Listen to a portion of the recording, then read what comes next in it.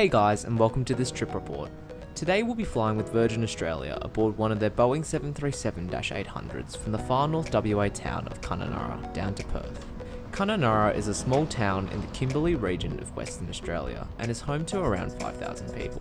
It's a major tourist destination during the dry season, with many natural landmarks and attractions around the East Kimberley region. The main airport serving Kununurra and the surrounding areas is the East Kimberley Regional Airport. The airport was renovated in 2012, providing the fairly modern terminal design that we see today.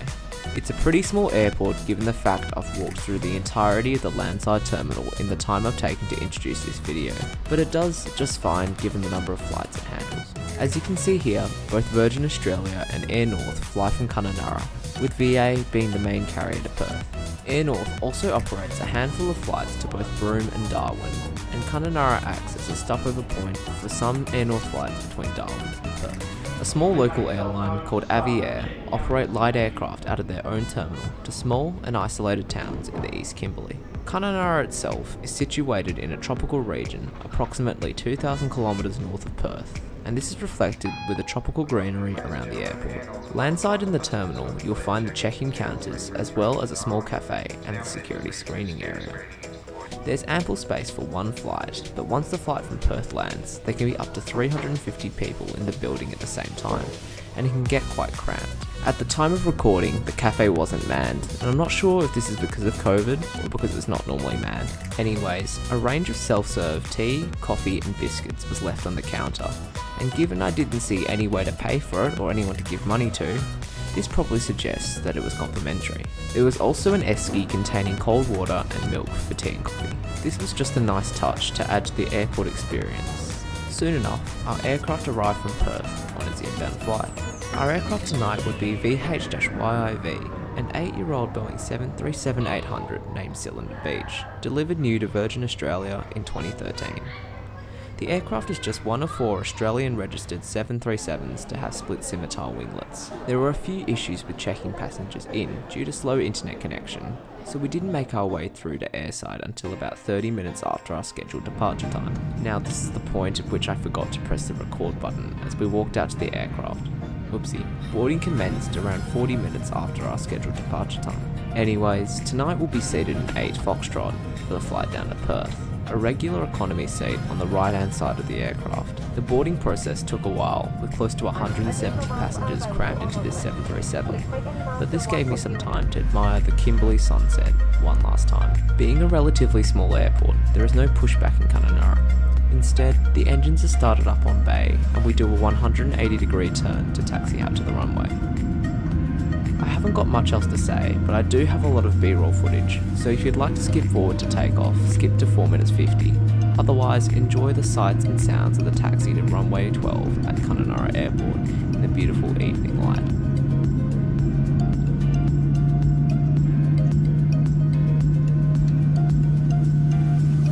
Oxygen will flow without the bag inflating. Breathe normally and remember to fit your mask first and then help others. Take it from the plastic bag. Slip the life jacket over your head and pass the strap around your waist. Clip together and tighten by pulling the further inflation slow into the mouthpieces. There is a light and whistle for attracting attention. The crew will hand out infant and spare adult life jackets. There are life rafts and signaling devices in clearly marked storages in the forward and center of the cabin, which the crew will deploy in an emergency. We may ask you to help retrieve and move them to an exit. The safety instruction card has more information. The emergency exits will now be pointed out by the crew. There are 2 doors at the front of the aircraft, 4 exits over the wings, and 2 doors at the rear. Check where your nearest exit is and keep in mind it may be behind you. The crew instruct you to do. You can use your devices on board. Just be sure you've already turned on flight mode. Handheld devices are to be held.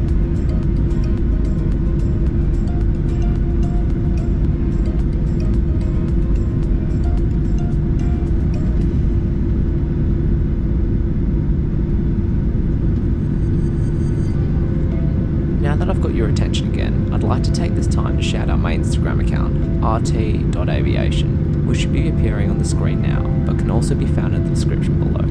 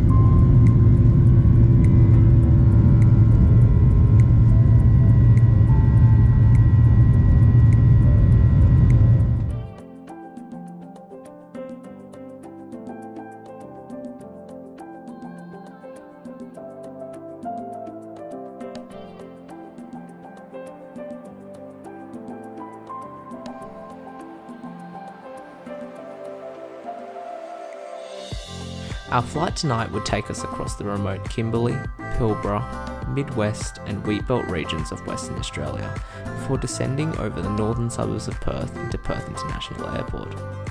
Total flight time would be just over 3 hours at a cruising altitude of 38,000 feet.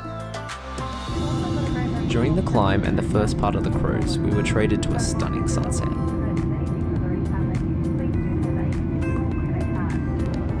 It wouldn't be a Virgin Australia flight without purple mood lighting.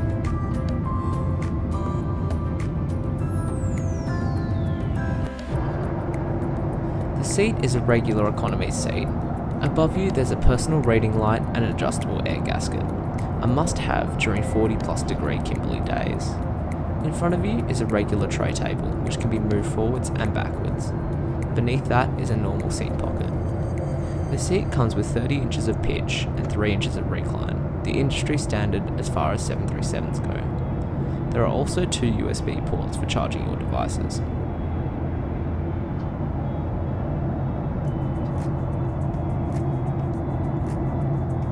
As you may have seen on my last trip report with Virgin Australia, they have recently switched to a buy on board service with a selection of food and drink items listed on the menu shown here.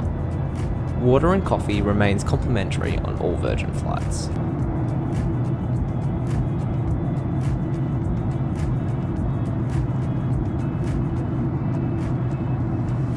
As opposed to Qantas on some of their 737s, Virgin Australia does not have seatback IFE screens on their aircraft, and instead take advantage of a streamed entertainment system.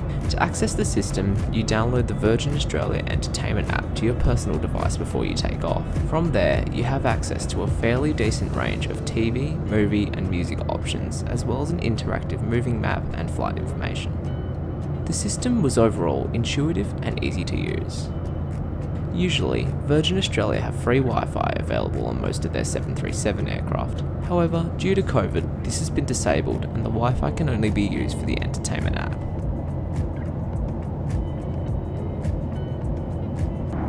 How is this sunset still going? I think this is the third 737 lavatory I've shown in the past year, so I don't think this needs much explaining. Toilet, sink, that's it. Virgin Australia's Boeing 737-800s have 168 economy seats spread out across 28 rows in a 3x3 configuration, whilst business class has 8 seats in a 2x2 configuration.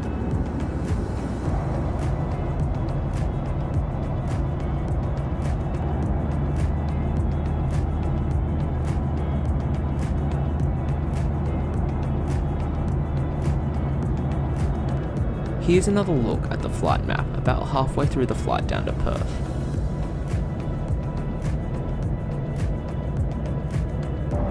The majority of newer 737 next generations have the Boeing sky interior, allowing cabin crew to adjust the lighting to cool colours. Soon, we begun our descent into Perth. Overall, the flight with Virgin Australia was quite good. Apart from the delay out of Kununurra, everything ran smoothly and the flight attendants were attentive and helpful, constantly offering cups of water to passengers. The experience out of Kununurra Airport was also pretty good. It provided a clean and comfortable place to relax for 2 to 3 hours whilst waiting for the flight. Here's the landing on runway 21 at Perth International Airport.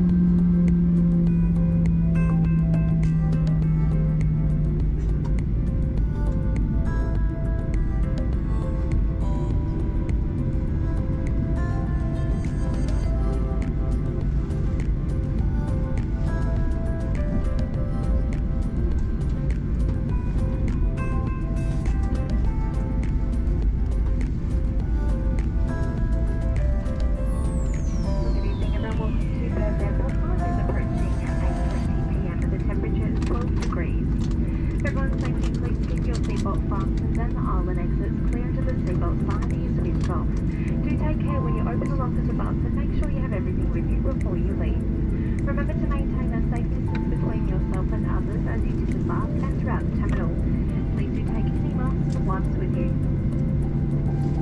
We will be leaving through the forward air bridge and we will be refueling. If they are close by, you can now use your handheld device.